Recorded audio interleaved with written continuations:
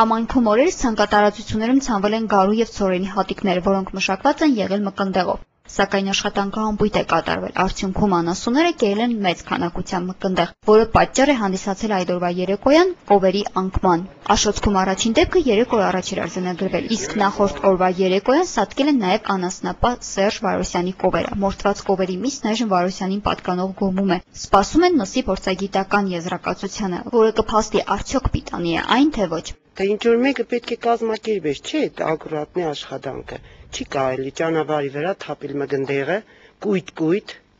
նույնիսկ երեխեն իրիկրակում պոլիէթիլենային տոպրակով հավաքի տուն է բերել տեղը։ Ռեակցիոնալ օգտագործվել է եւ այդ օգտագործման պահը իրականացվել է ճիշտ։ Համայնքի ցանկատարածություններում Աշոտքի ոստիկանության հետաքննության բաժին ուսումնասիրություններ էր անում, եւ բաժնի տեսուչը վստահությամբ պնդում էր, որ կովերը մկնդեղից չեն սատկել, քանի որ վարելահողերում նրանք ոչ գարու կամ ցորենի հատիկ են նկատել, ոչ էլ սատկած կրծողների ու թռչունների են հանդիպել։ Աշոտքցիներն էլ պնդում են, որ մկնդեղը շաղտված չի եղել դաշտում, բացի այդ էլ կովերը գարու մանր հատիկները գետնից չեն կարող ուտել։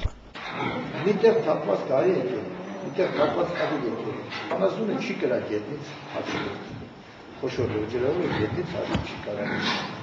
Ոչխարը կարող է։ Անփութության արդյունքով ճանապարհի վրա կույտ հայտնված տեղը կերել են կովերը ու սատկել։ Որտեղ արածեցվել են այդ անասնագլխականակը, նման որևէ հիմքեր մենք չենք գտել, այսինքն մշակված թունաքիմիկատով